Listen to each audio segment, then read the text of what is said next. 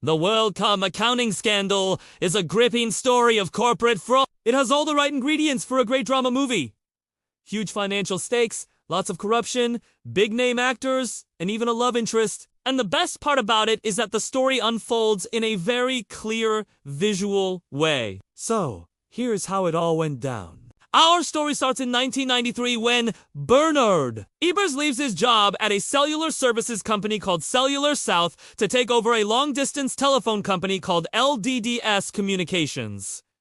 He quickly renames the firm. The problem was that WorldCom wasn't exactly a huge player in the market. In fact, they were lagging behind their competitors by a long shot. This is where our first piece of dramatic irony comes into play, because you can see just how far WorldCom lags behind their competitors. Even worse, the telecom industry was a cutthroat field where only the fittest would survive. And we can see just how big the players are in this business with the simple comparison of their revenue. WorldCom was a minnow compared to these guys. But this didn't even stop Ebbers from trying to compete with the big boys, because he had a plan to make WorldCom grow faster than anything anyone had ever seen before. But before we get into his plan, there's something important that we need to establish. The way that companies keep track of their finances is to use what's called Generally Accepted Accounting Principles, or GAAP. GAAP is basically a set of rules that allows companies to report their financial information in a standardized way so investors can compare firms to each other. GAAP is overseen by the Financial Accounting Standards Board, or FASB, which you can think of like the GAAP police. Now, there's one rule in particular that we're going to come back to later,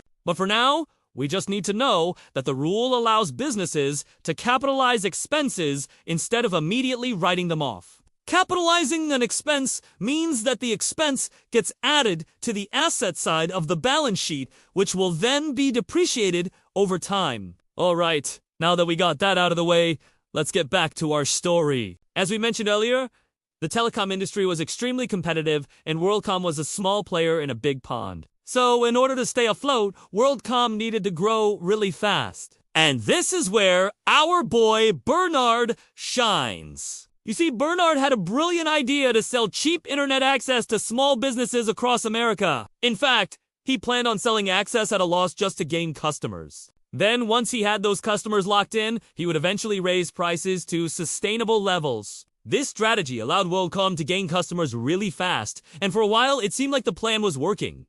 Their customer counts skyrocketed, they were able to increase prices, and they started turning a profit. But then something interesting happened. Despite the fact that WorldCom was growing like crazy, their stock price stopped moving. And this was a huge problem because most of the compensation for WorldCom's employees, and especially its executives, was tied to stock price. To make things worse, WorldCom was heavily in debt after financing all that growth. So, unless they could boost their stock price, they wouldn't be able to afford their debt payments. So, in 1998, just 5 years after Bernard took over the company, WorldCom hired an accounting firm called Arthur Andersen to find ways to boost earnings. And that's when things started to get really messy. According to Arthur Andersen, WorldCom could capitalize some of their expenses instead of writing them off immediately. Remember that little GAAP rule that we talked about earlier? Yeah, that one. And that's exactly what WorldCom did. From 1999 to 2002, they capitalized a total of $11 billion worth of expenses. And as a result, they were able to show much higher profits than they otherwise would have been able to. Thanks to their artificially boosted profits, WorldCom was able to pay their debts and even reward their shareholders. And for a while, everything seemed to be okay. Now, meanwhile, Bernard was enjoying the fruits of his labor. He gave interviews saying that his stock was undervalued. He was featured in Fortune magazine. And even better, he met the love of his life, a woman named Anne. They got married and adopted 2 children. Everything was looking good for WorldCom and especially for Bernard. Now, this is where the story takes a turn. WorldCom had hired a new auditor for 2002, and that auditor was none other than the hated rival of Arthur Andersen. Right away, the new auditor started to notice that something was fishy. You see, according to GAAP, when a company capitalizes expenses, they have to disclose what expenses they're capitalizing and why they're doing it.